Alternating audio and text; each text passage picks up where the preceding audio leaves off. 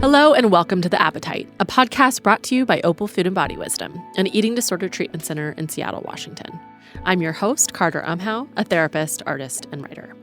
And today we're returning to our conversation with Opal co-founder and nutrition director Julie Church about the BMI, or body mass index.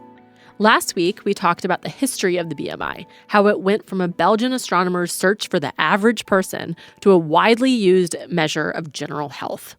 We reached out to you all on Instagram asking for questions from listeners about the BMI, and today we'll be answering some of those questions. So let's jump back into our conversation with Julie. I want to start, as we've been talking about the medical world, about kind of how someone should approach doctors. So there we got a lot of questions around like, why, if the BMI is proven not to be such a good measure of health, do doctors still use it? And then also like, how can I go to the doctor and respond to them when they maybe say that I'm overweight or they're using a BMI to measure my health? What do I do? Yeah. Okay. So hopefully one of my earlier statements around just the systematizing and like simplifying of medical care is one of the reasons, right? So shorter visits and all of that stuff, right? Yeah. So that's one thing. As to why it's being used, I also do believe that the way, and I've been told this by people that have graduated from medical school in the last decade-ish, 10 to 20 years or so, is that they are being told that weight is causing health concerns. And so we need to address that as a main place to change, like help people with lifestyle changes that then will help improve health. And what my understanding is in the medical, at least in the environment of medical school, is that it's not getting questioned or really teased apart to understand the nuances of that. They just go with this is true, therefore we always need to help people get back to the quote unquote normal category in the BMI, Mm-hmm. And the other piece to why is it used is that in the statistical extremes, there can be health consequences to being significantly in the underweight, or lower than is natural for somebody. So even getting out of the language of BMI, just thinking like, okay, for this human being I'm with right now, their body is right now lower than what it was naturally designed to be, or then that's, extremely lower, or it's extremely higher than maybe how it was naturally designed to be.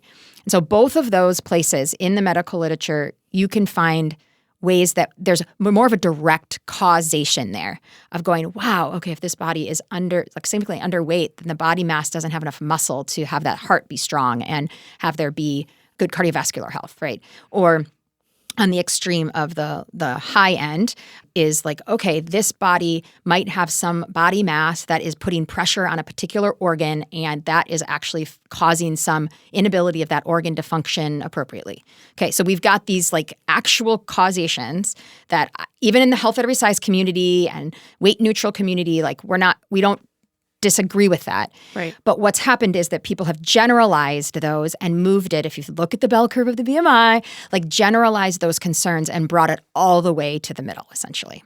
And then kind of go, oh, okay, well, if I'm overweight, then I'm going to have, it is impacting my health. And that's where there is not good causation data, because there's all these other factors that are impacting the health. But when we get to the nitty-gritty on these extremes, we can get to the body mass on either extreme is specifically impacting health. If you could give advice to someone that Yes. that went into the doctor's office and they were told like, hey, I've looked at your chart, I've calculated this, and it looks like you're overweight. Yeah.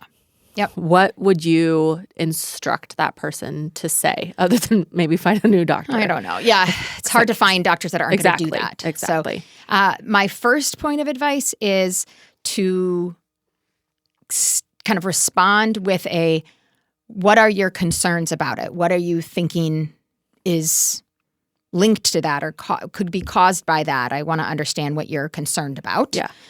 And oftentimes the concern is just literally the weight. The number itself. That's all the concern is. They don't have, then they're going to rattle off a bunch of stuff that's related to all of this bad interpretation of research rather than and about using the person correlation versus causation, right?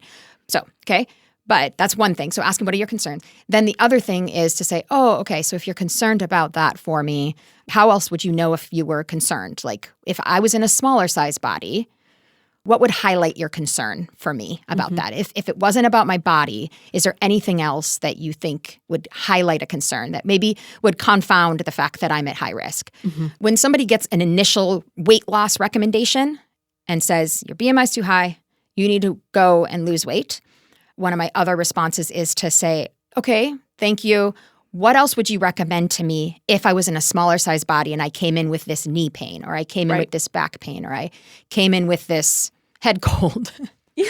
I laugh because people get weight loss interventions for head cold, coming to the doctor. Please. But anyways, what else would you recommend to me if I was in a smaller size body? So that then people can, in a larger size body, not be missing the full scope of intervention that would be given to somebody that would be in a smaller size body. I love that. Okay, so this is a totally different realm, but I would love to know a kind of the eating disorder treatment application of this information. Yeah. A lot of my examples have been more kind of primary care, right? Yeah. And of course, on our Instagram, we got a lot of questions around like, how does this thing make sense about my experience in treatment? Or what about this thing? Or Totally. Yeah. So as a provider in eating disorder treatment and an owner of an eating disorder treatment center, the reality is we still are collecting weight and height data. The calculation of BMI automatically happens in our health records, our electronic health records, and then that information is in people's charts, and that gets sent to insurance companies, and it's there. And the reality is that those systems that we're a part of still ask for the BMI. And unfortunately, a lot of the parameters for who gets treatment and who doesn't, there's still a lot of mainstream ideology around weight being centric, and that, well, gosh, if somebody is supposedly underfeeding themselves, then their body weight should be on the underweight category in the BMI. There's no way that it should be in any of the other categories. And so then there's misinterpretation of that data, and there's mistrust of a client's report or disbelief that treatment is necessary, honestly.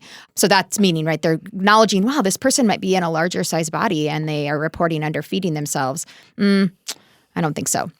So we are still in that system, and in order to have people get care, we still have to give them some of the information that they are asking for. Now, we push really heavily to communicate and push through some of the weight bias and size discrimination that comes through, and the what we believe is the poor application of the BMI in assessing health and progress in terms of eating disorder recovery. Yeah, and just to advocate for Opal in that position, like I know how much happens even in terms of like advocating for more insurance coverage for a client. Like the amount that needs to be explained and fought for is massive and really well thought through. Totally. But when it comes down to the client's experience, if somebody comes in a larger size or in a smaller size body, and there's opportunity for them to, in their treatment experience, have them start to eat adequately, have weight gain happen on their body. We have seen the ethics. There's ethical data to back up to say, like, we can actually have that happen in a contained treatment environment.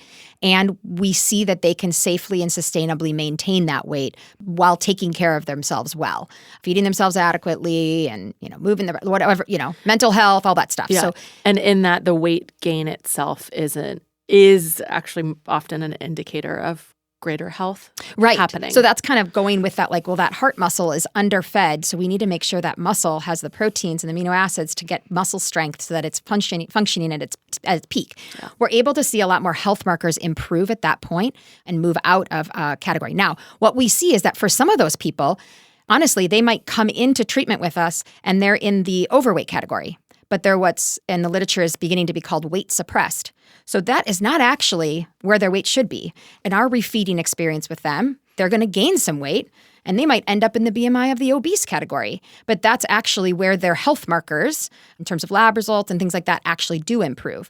And we can see the so that's something too. It's like it's not always on the lower end that we see that benefit of the weight gain, but that we definitely see the benefit of Right. if somebody has done things in terms of their eating disorder behaviors that have led their body to be lower weight than they should be, that we then in treatment can feed them in a way and help them feed themselves in a way that then is going to have their body mass change and increase, which then improves their health markers. Mm-hmm. So that's coming from that side. But then the question becomes, well, wait, you're forcing that to happen, kind of, quote unquote, like you might be giving them more food or whatever. But well, some people and some of the questions on Instagram implied this of like, well, but shouldn't you then be doing the same thing when somebody comes in that's in a larger size body? And shouldn't you be sort of, quote unquote, forcing them also to lose weight? And that's, you're shaking your head. Yeah. Yeah. It's upsetting. Yeah. So, but that is where we don't see any ethics to forcing them to eat in a certain way that then has them lose body mass because there's no improvement in health long term for that. So we don't know of a safe, sustainable way to lose the weight and keep it off other than consistent eating disorder or long-term chronic dieting.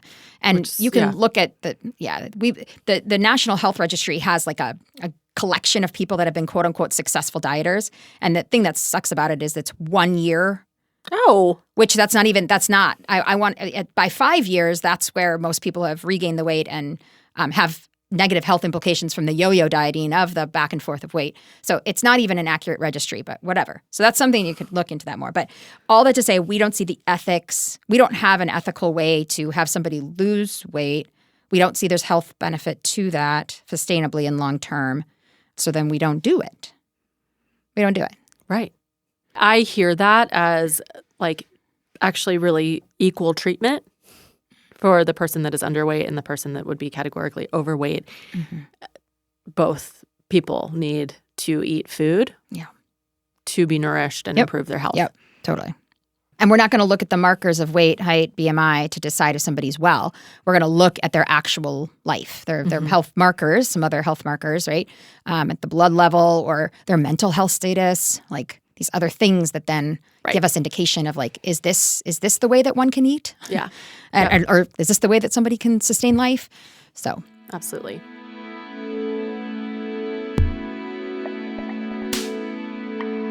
That was the second part of our 2-part series on BMI.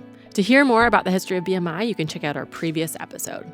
Thanks for joining us today. And if you want to follow along with Opal, make sure you stay in touch through social media on Instagram, Facebook, and Twitter at Opal Food and Body. If you want to learn more about Opal's programming or our community events, go to opalfoodandbody.com. Thank you so much to Daniel Gunther at Jackstraw Cultural Center for sound engineering, to Aaron Davidson for the Appetite's original music, and to Hans Anderson for editing. Thanks for joining us. Talk to you soon.